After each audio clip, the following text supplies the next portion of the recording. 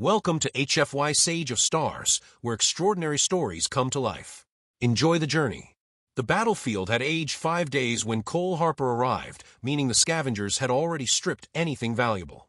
What remained was wreckage, debris, and the hollow emptiness that always follows violence nobody wants to examine too closely.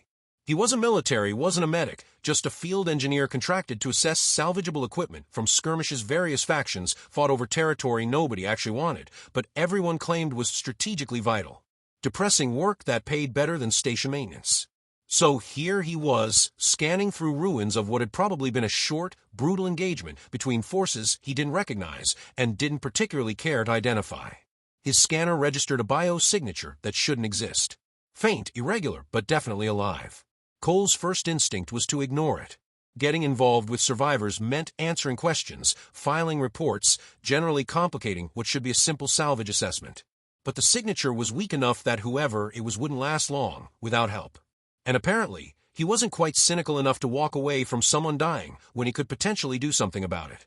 He found her half buried under collapsed equipment, and his first thought was that she was probably already dead despite what his scanner indicated. She was a species he didn't immediately recognize, humanoid, but with bone structure more elegant and predatory than human proportions. Skin pale gray with darker patterns that might be natural markings or burns from energy weapons. Her armor was sophisticated, far more advanced than anything local factions used, catastrophically damaged with multiple punctures, leaking fluids, probably important for keeping her alive.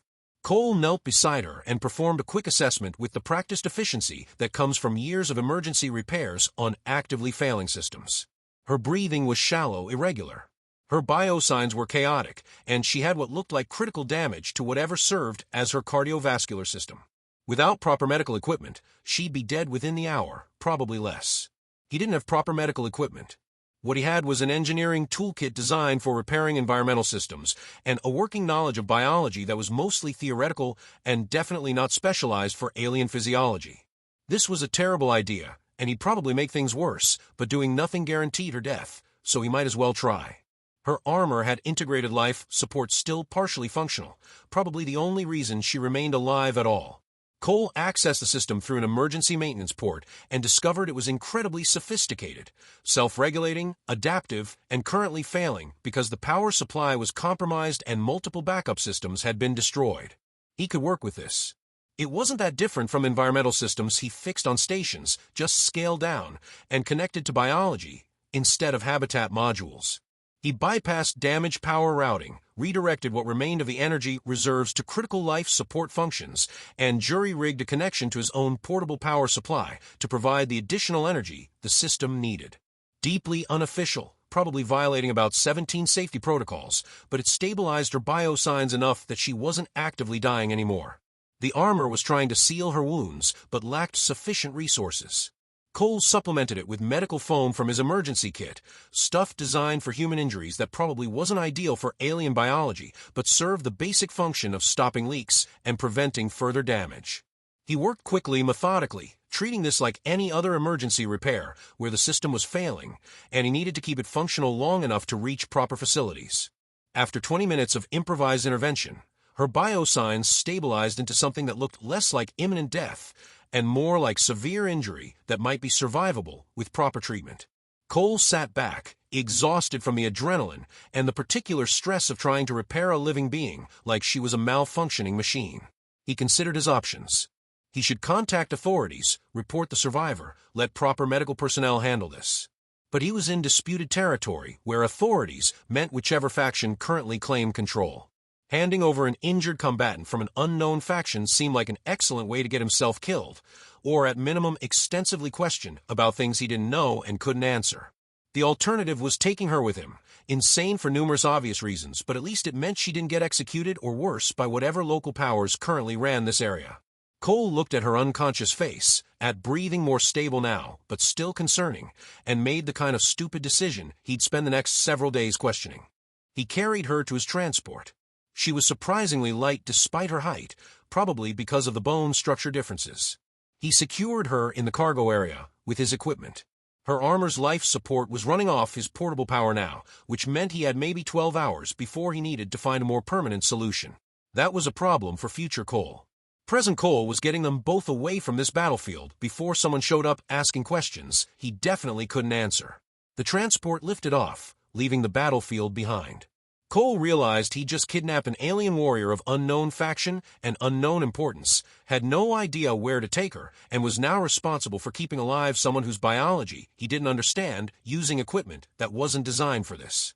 Definitely the worst decision he'd made this month, possibly this year, and that included accepting this salvage contract in the first place. 3 hours later, he'd set up a temporary shelter in an abandoned mining facility that was technically off-limits, but practically unmonitored. The facility still had power and basic life support, which meant he could establish something resembling a proper medical area instead of just hoping his improvised repairs held. He transferred her from the transport to a maintenance bay he'd converted into a makeshift medical station, connected her armor's life support to the facility's power grid, and began the considerably more complex task of figuring out how to actually treat her injuries rather than just preventing immediate death. Her armor had medical diagnostic capabilities far more sophisticated than anything Cole normally accessed. He interfaced with the system and discovered it was providing detailed readouts of her physiology, damage assessment, and recommended treatment protocols. Simultaneously helpful and concerning. Helpful because it told him what needed to be done. Concerning because the recommended treatments involved procedures and medications he didn't have and couldn't improvise. Cole did what he did best. He adapted. The armor said she needed cardiovascular system repair. He used the facility's fabrication equipment to create temporary shunts bypassing damaged vessels. She needed specific biochemical compounds to stabilize her metabolism. He analyzed the composition and synthesized approximations using available materials and educated guessing. Her cellular regeneration systems needed activation. He jury-rigged a stimulation field using equipment designed for materials testing and hoped the frequency was close enough to work. All deeply unofficial, medically questionable, probably illegal in multiple jurisdictions. It also worked. Over the next 6 hours, her biosigns continued stabilizing. Her breathing became more regular, and the diagnostic readouts shifted from critical to merely serious. She wasn't going to die immediately, which felt like a significant accomplishment given that she'd been mostly dead when he found her. Cole finally allowed himself to rest, sitting against the wall of the maintenance bay and watching her breathe with the particular exhaustion that comes from hours of intense focus on keeping complex systems from failing. He still had no idea who she was, what faction she fought for, or why she'd been on that battlefield. He just knew he couldn't walk away from someone dying when he might be able to help.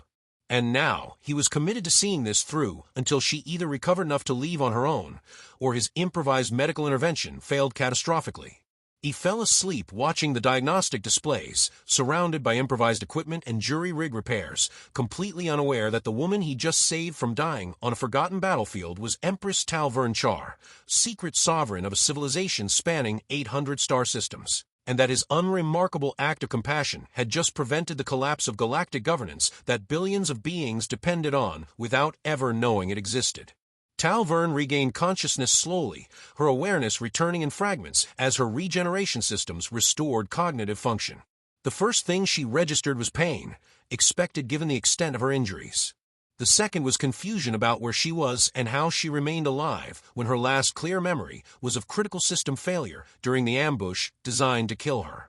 She kept her breathing steady and didn't open her eyes yet, using her armor's passive sensors to assess her situation before revealing consciousness. She was in some kind of industrial facility, lying on an improvised medical platform, surrounded by equipment that definitely wasn't military grade and probably wasn't designed for medical applications. Her armor's life support was running, but connected to external power sources in ways that violated about 30 safety protocols.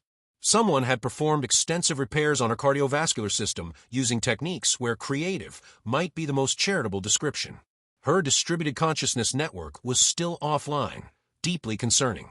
The network allowed her to maintain governance presence across 800 star systems simultaneously, experiencing multiple locations through carefully distributed aspects of her awareness. It was how she ruled without being seen, how she maintained direct governance presence everywhere without being physically present anywhere. The network required her primary consciousness to be functional, healthy, and actively maintaining the connections. Right now, she could feel the network existed but couldn't access it. Like knowing your hand exists, but being unable to move it. She needed to assess her rescuer's intentions before revealing her identity or capabilities. Talvern opened her eyes carefully and found herself looking at an unfamiliar ceiling of an industrial facility dimly lit by emergency lighting.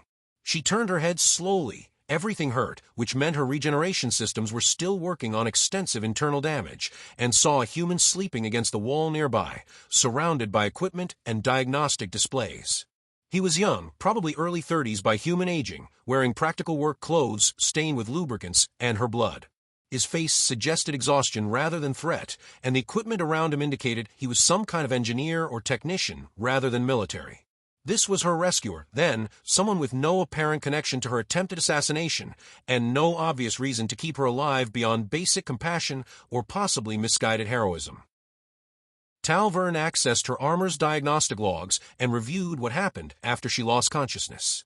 The human, the logs identified as biometrics but not his identity, had found her, stabilized her failing life support using improvised techniques, transported her here, and spent hours performing repairs on her physiology that should require specialized medical training he clearly didn't have. The work was amateur but effective, demonstrating practical problem-solving rather than formal knowledge. He'd saved her life without knowing who she was. Both fortunate and complicating. Talvern had maintained her hidden sovereignty for 40 years by ensuring very few people knew the Empress existed at all, let alone what she looked like or where she was at any given time. Her governance was distributed through delegated authorities who believed they were implementing policy based on algorithmic assessment rather than direct imperial control. The system worked because she was never physically present, never vulnerable, never a target. Except she clearly had been a target. The ambush was too precise, too well-coordinated to be random engagement. Someone knew where she was, which meant either her security had been catastrophically compromised or someone had learned how to track her consciousness network. Both possibilities were deeply troubling and needed to be addressed once she could access the network again. The human stirred, awareness returning gradually. Talvern made the decision to maintain her cover. She was just an injured warrior from an unknown faction. No one important, definitely not the secret ruler of 800 star systems.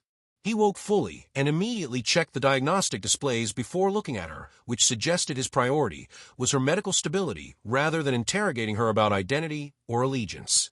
"You're awake," he said, his voice carrying relief that sounded genuine. "How do you feel?" And before you answer, keep in mind that terrible is probably the most accurate response given what I found you looking like. "Terrible is accurate," Talvern responded, her voice rough from disuse and injury. "Where am I? Who are you?" "Cole Harper, field engineer. Definitely not qualified for medical intervention. I just performed on you, but apparently sufficient to keep you alive. You're in an abandoned mining facility in the Outer Reaches sector. I found you on a battlefield about 6 hours from here, mostly dead, and made the questionable decision to not leave you there. Do you remember what happened?" "Ambush. Multiple hostiles. My squad was eliminated." She was lying smoothly, creating a cover story that was plausible and unverifiable. "I don't know how I survived." "You survived because your armor's life support is incredibly sophisticated, and because I'm apparently willing to perform improvised surgery on complete strangers using equipment designed for fixing environmental systems. Your biology is stable now, but you have extensive internal damage that needs proper medical treatment. I can keep you alive, but actually healing you requires facilities and expertise I don't have."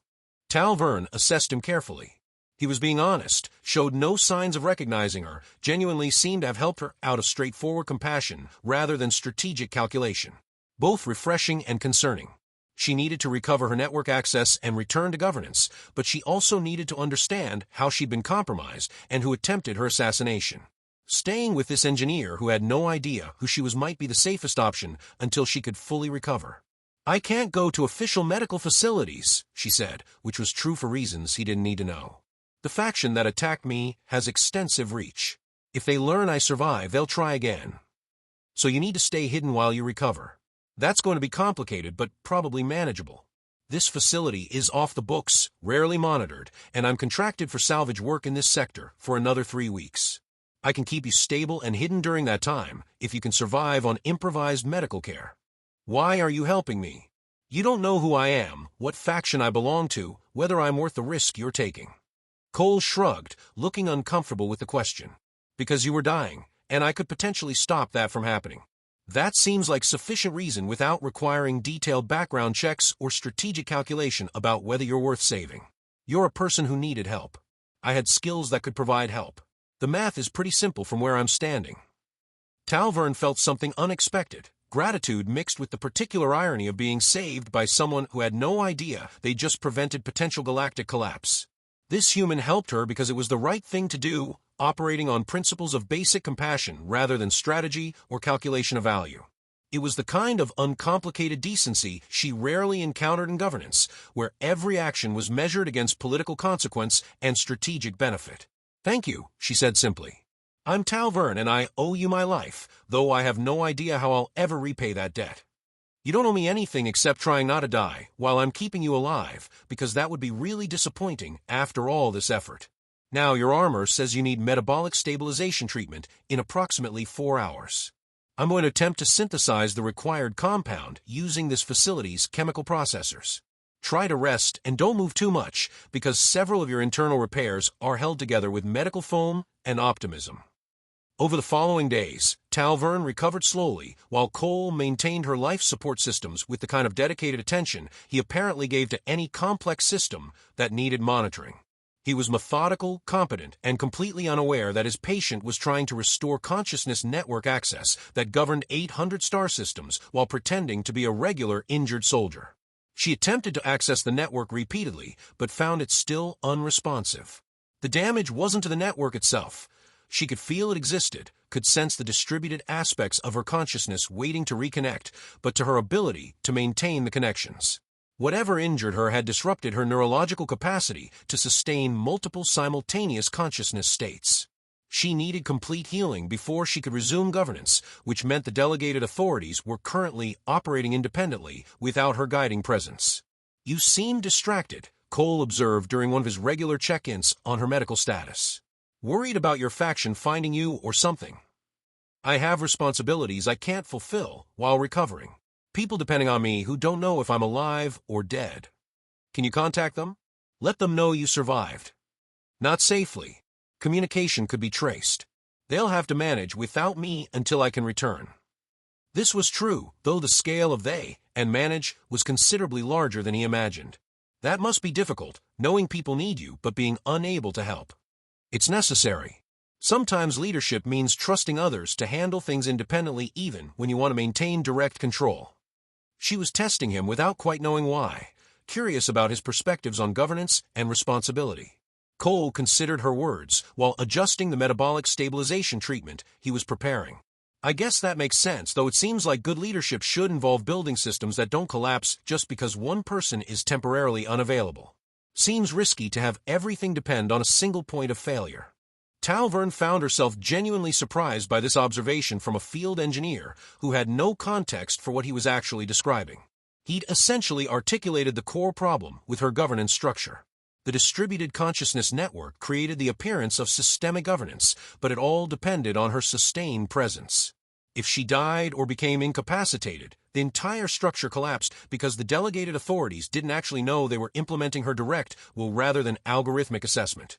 That's remarkably insightful for someone who's supposedly just an engineer. Systems thinking is systems thinking, whether you're analyzing life support or organizational structure. Single points of failure are always problematic.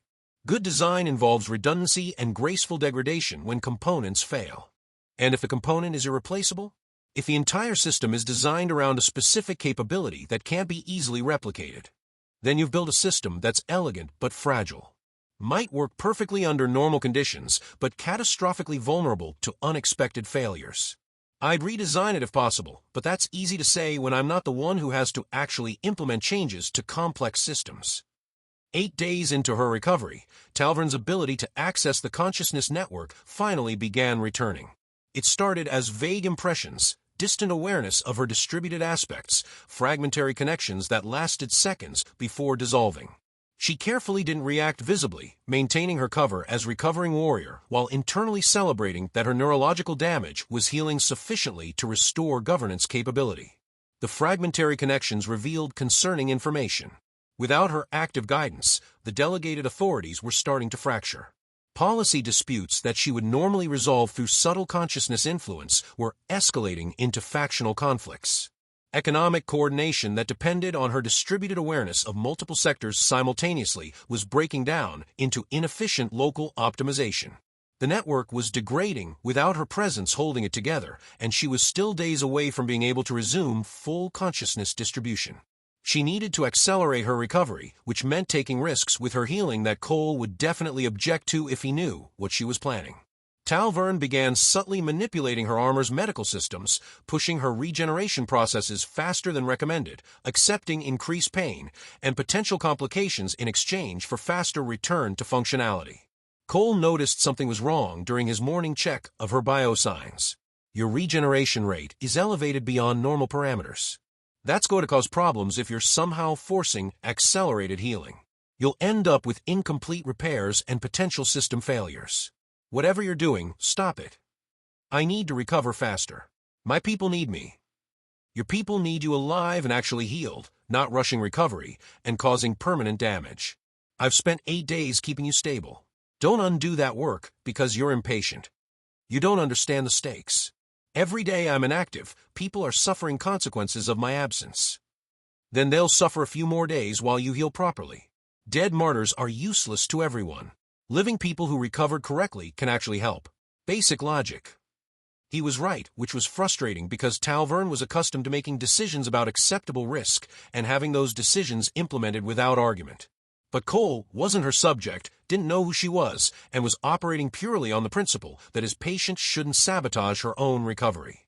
She couldn't reveal her identity to convince him the stakes justified the risks, which meant she had to either comply with his medical judgment or undermine his efforts covertly. She chose compliance, partially because he was correct about the dangers of rushed healing, and partially because his straightforward concern for her well-being was oddly compelling. When was the last time someone prioritized her health over strategic necessity? When did anyone last tell the Empress she needed to slow down and heal properly rather than pushing herself to maintain governance regardless of personal cost? You're right. I'll stop forcing the accelerated regeneration. Cole looked surprised that she agreed, which suggested he'd been preparing for argument. Good. Your healing is progressing well naturally. Another week, and you should be stable enough to move safely. 2 weeks, and you'll be mostly recovered, assuming no complications. 2 weeks.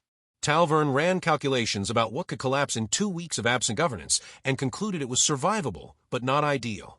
The delegated authorities would manage, systems would hold together, and she'd return to restore full coordination once her recovery was complete. It had to be sufficient because the alternative was permanent damage that compromised her ability to govern at all. She settled into recovery with as much patience as she could manage, which wasn't much, while Cole continued his work maintaining her systems and occasionally engaging her in conversations about systems theory, organizational design, and the philosophical implications of different governance structures. He had no formal training in political science or administration, but his engineering perspective on complex systems provided insights that were sometimes more useful than traditional governance theory. Can I ask you something potentially intrusive? Talvern said during one evening conversation while he was preparing her metabolic treatment. You can ask. I reserve judgment on whether I'll answer. Why did you save me? The real reason, beyond the simple math of person needs help therefore provide help. You took significant risks, spent days of effort, used resources and expertise that could have been directed elsewhere. What motivated that choice? Cole was quiet for a moment, considering the question with the same careful attention he gave to equipment diagnostics. I guess because I got tired of watching systems fail, and people suffer because everyone's too busy calculating whether intervention is strategically worthwhile. You were dying. I had skills that could potentially prevent that. Choosing not to help because I didn't know if you were worth saving felt like the kind of utilitarian calculation that makes the galaxy a worse place. So I helped because you were a person who needed help and I was a person who could potentially provide it. The rest is just complicated rationalizations we use to justify inaction.